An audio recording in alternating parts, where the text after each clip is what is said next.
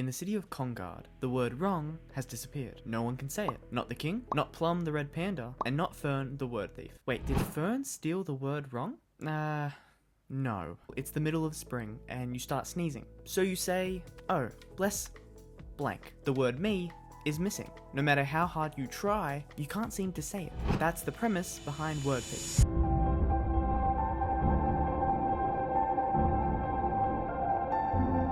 Welcome back to Write With Me, a series where we, the people of the internet, create brand new stories together. If you have any ideas for the following story, please let me know in the comments below. If you don't, that's okay. We're exploring the world of Word Thief, a YA fantasy series that takes place in a world where the government, or something more sinister, has the power to erase words from existence. What words would they remove?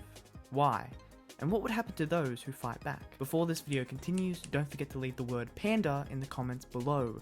I have a broken hand still, so I will be slowly editing this video. So slowly. Let's get into it. Kongard is home to many districts, like Smuhaven, the slums, Hemmingwood, the bushland, and Massville, the rich district. In the northeast, there's a suburb called King Corner, which, yes, is named after the great Stephen King. King Corner is the district where the people of Kongard sell goods and services, like just in general.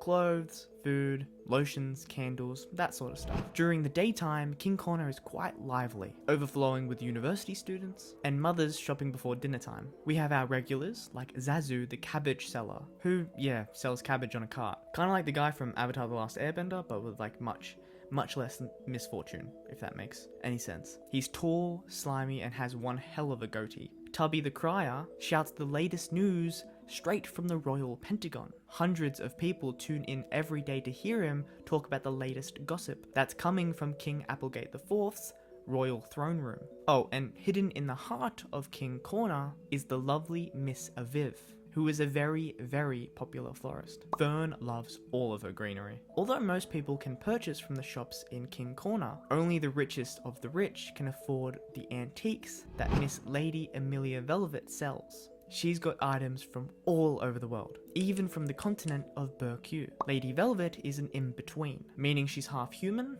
half swan. Her accountant is a red panda named Plum. However, Plum is hiding a big secret. Yes, in the daytime, he is an accountant, and a really good one too. But at night, he puts on a cloak and hood and helps the word thieves protect the city of Kongard. Pesky words are going missing, and he needs to find out why. But who's stealing words in the first place? What's their goal? Well, that's another video. So, moving on. In Kongard, there are three types of citizens. You have your humans, your tamed animals, and your in-betweens. For a long time, centuries even, there was a big division between the three different types of people. Humans were the most privileged, up at the top of the food chain. In-betweens were right underneath, and finally at the bottom were tamed animals.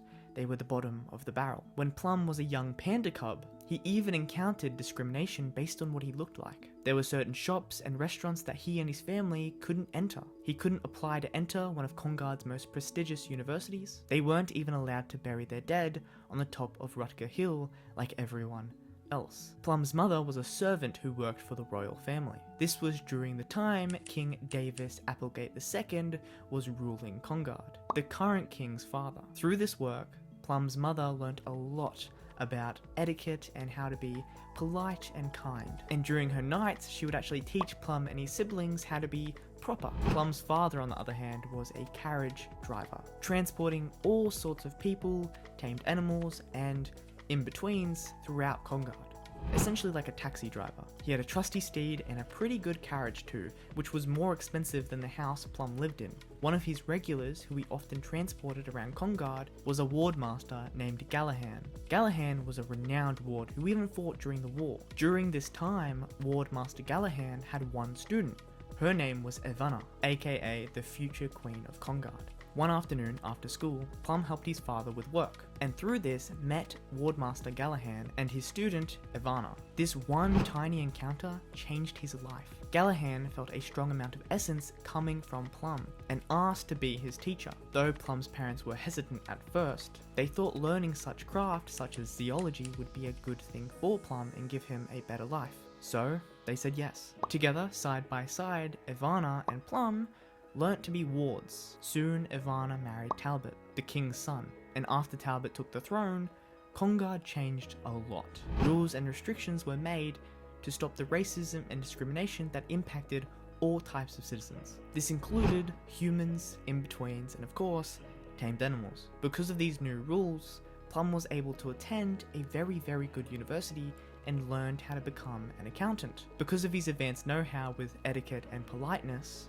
the Red Panda managed to weasel himself into very good corners. He met very good people and became their accountant. He even became the king's accountant as well. The king had a lot of debt, so he really needed someone who knew what they were doing.